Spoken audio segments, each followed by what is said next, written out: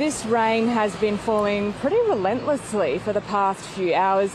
There's been more than 10 millimetres in the area, which has really helped firefighters get on top of this blaze, and it's now been downgraded to an advice. So the volunteer firefighters behind me at the Montrose fire station are having a bit of a break, but there were up to 30 trucks out here yesterday and 3 different choppers in the sky trying to get on top of it, because yesterday could not have been more of a contrast to today.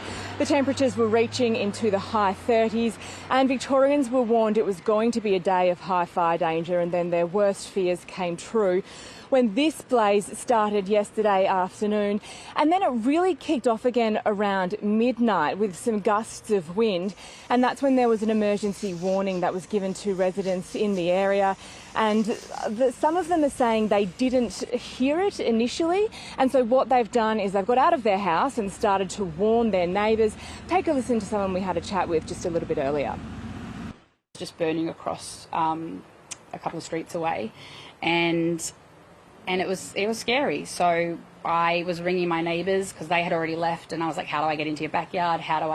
Where's the taps? It's pure darkness. So we're watering our house and the ones that were closest to the fire, because embers were flying over, and we picked up one, and it was, it looked like a bit of tan bark off a tree, and it was still solid, and I can now see how embers do their thing. Cyan, what do we know about the cause of the fire? Well, we do know that yesterday was a high fire danger across the state of Victoria, with strong winds and, of course, those really hot conditions. We have heard reports that people have seen teenagers running out of the bush, but that hasn't been confirmed by any authorities at this point, and the CFA are still in charge of this blaze, so at this point police don't have control.